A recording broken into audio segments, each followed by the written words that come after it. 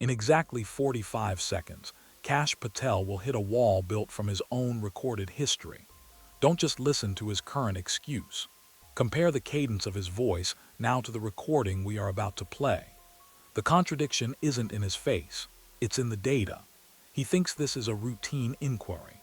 He is actually facing 6 direct quotes from December 2023 that make his current position mathematically impossible. You are about to witness the dismantling of a legacy by the most unforgiving prosecutor, a time-stamped transcript. We are looking at a man who has authored a roadmap for retribution and now finds himself trapped by the very ink he put to paper. This is not a debate about policy. This is a forensic collision between a man's written words and his bureaucratic survival. When the question of recusal is leveled, the air in the room changes. The frequency of the response shifts from the fluid prose of a published author to the rigid, staccato defiance of a man who knows the archive is watching. Pay attention to the silence between the syllables. That is where the truth is hiding. The baseline is established with a deceptive simplicity. The interrogator, Eric Swalwell, begins not with an accusation but with a citation. He brings up the book, Government Gangsters. It is a title designed for the bestseller lists, a provocative branding of internal enemies. Patel sits in the witness chair, his posture a fortress of practiced calm. He has answered these questions in green rooms and on podcasts 1,000 times over. He expects the standard political theater. He anticipates a critique of his rhetoric. He does not yet realize that the interrogator is not interested in his opinions. The interrogator is interested in the logical trap door built into the very premise of the book's existence. The probe is designed to lock Patel into a position of ownership. Do you acknowledge these words? Are these your targets? By accepting the title of author, Patel unwittingly accepts the tether of the archive. He justifies the terminology as a constitutional standard, setting the stage for a defensive perimeter that is about to be breached by the weight of his own definitions. The first receipt is presented. It is a list of 20 individuals. The interrogator notes that Patel placed him at the top of that list. This is the moment where the personal becomes the procedural. The receipt is not just a page from a book, it is a declaration of intent. We are looking at a document where an incoming official has already prejudged the subjects of future investigations. The archive reload functions as a mirror. It forces the target to look at his past self through the lens of his current authority. The hunter holds a single sheet of paper. It is a physical manifestation of a digital record. Quote number 4 from the transcript of the book's promotional tour contradicts everything he just said about objective oversight. The archive does not forget, and it certainly does not forgive. As the interrogator reads the names, the weight of the recorded past begins to press against the present moment. The air in the hearing room thickens with the realization that every word written in a moment of political heat is now a cold, hard piece of evidence in a court of public record. To understand the gravity of this moment, we must understand the scale of the monolith. We are not just talking about a 300-page book. We are talking about 60,000 pages of evidence. When we discuss 300 gigabytes of digital records, the human brain struggles to visualize the density. Imagine a tower of paper reaching into the stratosphere, every single page containing a timestamp, a metadata tag, and a verbatim quote. This is the mathematical reality of the archive. A single gigabyte can hold 10,000 documents. Multiply that by 300. We are looking at a 3 million document universe. In this digital haystack, every contradiction is a needle that the forensic linguist has already found. The sheer volume of data serves as a gravitational pull. It makes it impossible for the target to float away on a cloud of vague denials. 60,000 pages is a monolith of truth. It represents the collective memory of every email, every text message, and every recorded interview given over a 3-year period. When the interrogator says he has the receipts, he is not speaking metaphorically. He is referring to a data set that has been cross-referenced, indexed, and audited for logical consistency. The scale of this data is so vast that it creates its own reality. It is a landscape where every lie is visible from space. In the world of forensic linguistics, we don't look for the big lie. We look for the small variance in the 3 millionth page that breaks the entire narrative. The weight of this archive is what prevents the target from escaping. He is pinned down by the sheer mass of his own history. We now enter the methodical then versus now comparison. The timeline trap is a sequence of dates that form a cage. December 14th, 2023. That is the date Patel spoke about the necessity of cleaning house. Compare that to today. The shifts are subtle but devastating. In 2023, the language was one of purge and punishment. Today, the language is one of constitutional muster and administrative process. The forensic audit tracks the mutation of the word terminated. In the book, it is a weapon of justice. In the testimony, it is a neutral human resources outcome. The timeline reveals a strategic pivot that fails the test of linguistic continuity. We track the frequency of the phrase government gangsters. In the past year, it was used as a call to action. Today, it is treated as a mere title. This is where the logical collapse begins. You cannot be both the impartial arbor of justice and the man who wrote the manual on how to destroy the people you are now investigating. The dates don't lie. The transition from activist to bureaucrat happened in the span of a few months, but the digital record of the activist remains perfectly preserved, a ghost that haunts the bureaucrat's every answer. The interrogation shifts to the semantic battlefield. We are analyzing how the target tries to redefine words like transparency and recusal. When asked if he will recuse himself, Patel delivers a surgical no. But look at how he defines the reason. He claims those terminated failed to meet constitutional obligations. This is a masterclass in linguistic evasion. He is redefining a personal vendetta as a legal necessity. The word recusal is treated as a sign of weakness rather than a standard of ethics. The interrogator pushes back, trying to pin down the definition of a gangster.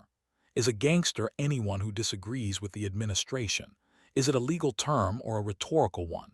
Patel's refusal to concede the definition is his primary defense mechanism. If the words have no fixed meaning, then the contradictions have no weight. But the forensic linguist knows better. Words are anchors. When Patel uses the terminology of his enemies to describe his own actions, he is attempting a semantic flip that the transcript won't allow. The battle of definitions is the final stand for a man who knows that the literal meaning of his past words is his greatest liability. The pressure mounts as the interrogator forces the target into a yes or no corner. This is the inconsistency engine in full motion. The question is binary: will you recuse yourself? Yes or no. There is no room for the expansive prose of a political memoir here. There is only the 0 and the 1 of the digital record. Patel tries to pivot. He tries to reclaim his time. He tries to insult the interrogator. But the engine keeps grinding. It returns to the single point of failure. You identified 60 individuals as gangsters. You are now the head of the agency that investigates them. Will you recuse? The answer no is recorded. It is a hard, cold fact that now exists in the same archive as the previous accusations. The engine has produced the ultimate inconsistency. A man who claims to be for the rule of law has publicly stated he will oversee the investigation of his own hand-picked enemies. The logic is circular, and the engine is beginning to smoke. The target is out of moves, trapped between the binary choice he was forced to make on the record. We must now probe the why. What caused the shift in loyalty between the old quote and the new testimony? The forensic audit suggests a transition from the role of a disruptor to the role of an executioner. The hidden motive is the pursuit of legalized retribution. The past quotes were the marketing of a brand. The current denial is the preservation of power. The shift is not ideological, it is tactical. Patel's loyalty has shifted from the public discourse to the institutional leverage. By refusing to recuse, he is signaling that the archive of his past words was not a warning but a promise. The motive is hidden in plain sight within the transcript.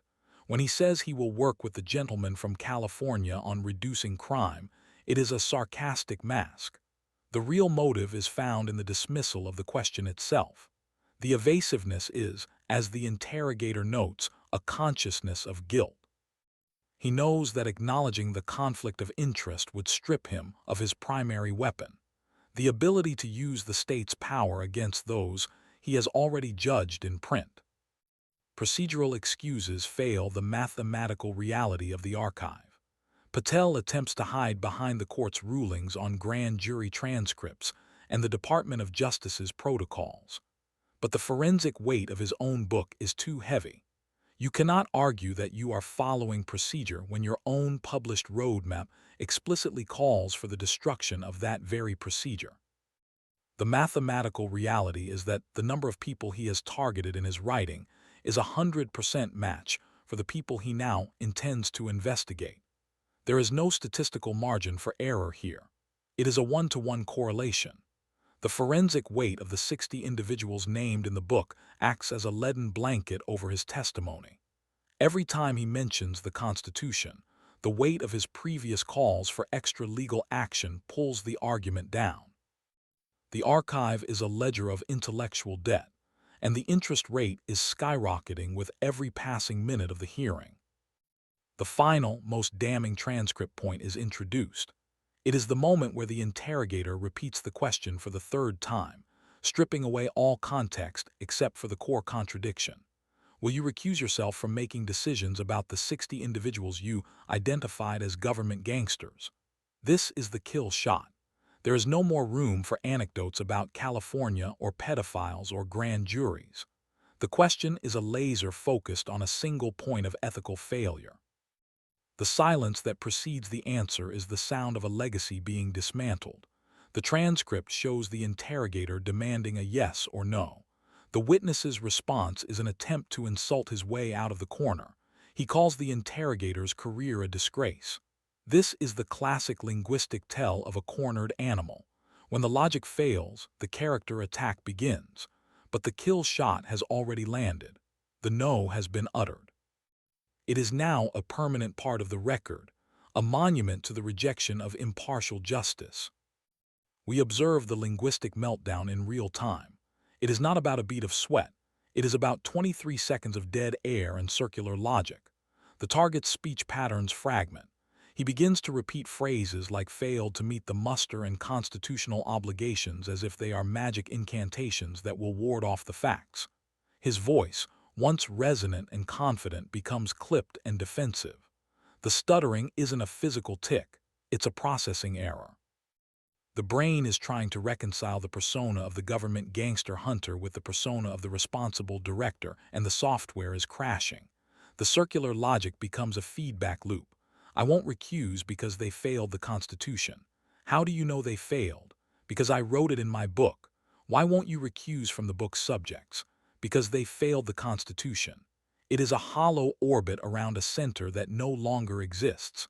The meltdown is total. The articulate author has been replaced by a man repeating a script that even he no longer seems to believe. The final charge is a summary of the betrayal of public trust. The record shows a man who has converted the office of the director into a personal clearinghouse for grievances. The betrayal isn't just in the refusal to recuse, it's in the arrogance of the admission. By saying no on the record, Patel has declared that the rules of conflict of interest do not apply to him. He has positioned himself above the very archive we are using to judge him. But the final charge is that the archive is the ultimate authority. No amount of political maneuvering can erase the fact that he has named his prey before the hunt has even begun. The betrayal is a mathematical certainty, calculated by the distance between the oath of office and the table of contents of his book. The public trust is the collateral damage in this forensic collision. The institutional reaction is immediate. Digital clips of the no response begin to circulate, stripped of their context but retaining their essential truth. The transcript mismatch becomes a viral sensation, but more importantly, it becomes a legal liability. Future defense attorneys will use this very transcript to challenge every single action taken by the agency. The fallout is a slow-motion explosion. The institutional credibility of the department is eroded by the specific gravity of this one exchange. We see the reaction in the social media metrics, where the phrase government gangsters begins to trend not as a badge of honor, but as a evidence of bias. The archive has been weaponized against the man who created it. The fallout is not just political, it is structural. The very foundation of the agency's impartiality has been cracked by a single syllable: no.